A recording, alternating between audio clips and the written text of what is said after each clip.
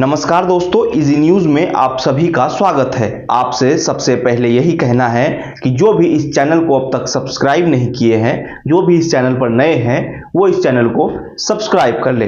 दरअसल आज हम बात संसद की सुरक्षा में चूक की करने जा रहे हैं। आपने उन तस्वीरों को देखा ही होगा जब संसद के अंदर अचानक से अफरा तफरी मच जाती है, जब कुछ लोग दर्शक दीर्घा से कूदकर लोकसभा के अंदर आ जाते हैं और नारेबाजी करने लगते हैं और अपने साथ स्मोक क्रैकर लेकर जो वो अंदर पहुंचे होते हैं उसे जलाने की कोशिश करते हैं। इसी दौरान कुछ सांसद उन्हें पकड़ लेते हैं, उनकी पिटाई भी होती है और फिर उसके बाद अफरा तफरी मच जाती है।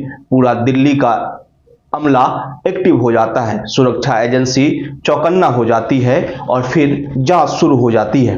अब तक जो चीजें सामने आ रही है, उन सभी चीजों को अगर देखें तो ये समझ में आ रहा है कि ये जो सभी आरोपी हैं, जो अब तक 5 गिरफ्तार हुए हैं, सभी एक दूसरे को सोशल मीडिया के थ्रू ही जानते थे। अब तक 5 आरोपियों की गिरफ्तारी हुई है और एक आरोपी जिसको मुख्य साजिशकर्ता समझा जा रहा है वो अब तक फरार है। उसका नाम ललित बताया जा रहा है और जो 4 गिरफ्तार हुए हैं, 5 गिरफ्तार हुए हैं, उसमें से एक मैसूर का रहने वाला है, एक लखनऊ का रहने वाला है, एक हरियाणा का रहने वाला है। इसी तरह अलग अलग राज्यों से ये लोग आते हैं।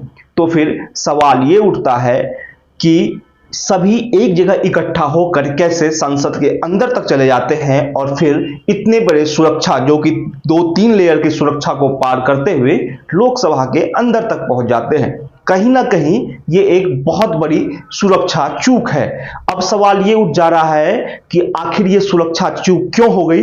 अब मान के चलिए उनके पास ये स्मोक क्रैकर के अलावा अगर कोई हथियार होता तो फिर क्या होता। और सबसे बड़ी बात, जिस दिन संसद पर हमले की बरसी हो, क्या उसी दिन इस तरह की सुरक्षा की चूक होनी चाहिए। बताया यह भी जा रहा है कि सुरक्षा एजेंसियों ने इसको लेकर इनपुट भी दिया था। कुछ दिन पहले खालिस्तानी आतंकवादी गुरपतवंत सिंह पन्नू ने भी संसद पर हमले करने के लेकर एक वीडियो जारी किया था और इस हमले के बाद उसने फिर एक वीडियो जारी किया है जिसमें उसने सभी जो पकड़े गए हैं, जो सारे आरोपी, उनको 10 लाख रुपए देने की बात कही है।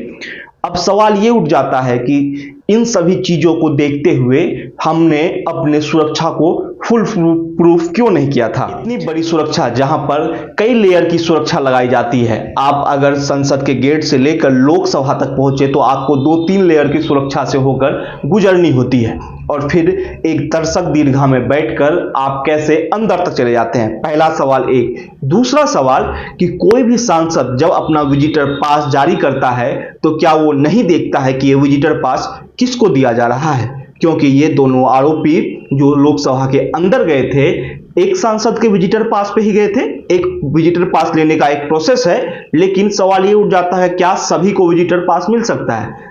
जाहिर से बात है सब इसका लाभ नहीं ले सकते हैं। तो क्या सांसद इन आरोपी को जानते थे जिन सांसद के नाम पर यह विजिटर पास जारी हुआ है। अब सवाल ये उठता है कि क्या स्मोक क्रैकर को संसद के अंदर तक लेकर चले जाना इतनी आसान सी बात है। मान के चलिए ये दिखाया जा रहा है कि उसने अपने जूते के अंदर उसे रख कर लेकर गया था, तो क्या कोई ऐसी तकनीक लोकसभा या संसद के बाहर कोई ऐसी मशीन नहीं है जो उसे डिटेक्ट कर पाए, क्योंकि बताया जाता है कि संसद के बाहर सुरक्षा के लिए बहुत सारे नई तकनीक लगाई गई है और नए संसद भवन में तो एआई तकनीक का भी इस्तेमाल किया गया है, फेस रिकॉग्निशन कैमरे भी लगाए गए हैं। तो फिर इन सभी चीजों के होते हुए भी इतनी बड़ी सुरक्षा में चूक कैसे हो जाती है, ये बहुत बड़ा सवाल है और इसी को अब सुरक्षा एजेंसी ढूंढने में लगी है। ये वीडियो आपको कैसा लगा हमें जरूर बताइएगा। साथ ही साथ इस वीडियो को लाइक और शेयर करना ना भूलें और जाते जाते इस चैनल को सब्सक्राइब कर लें।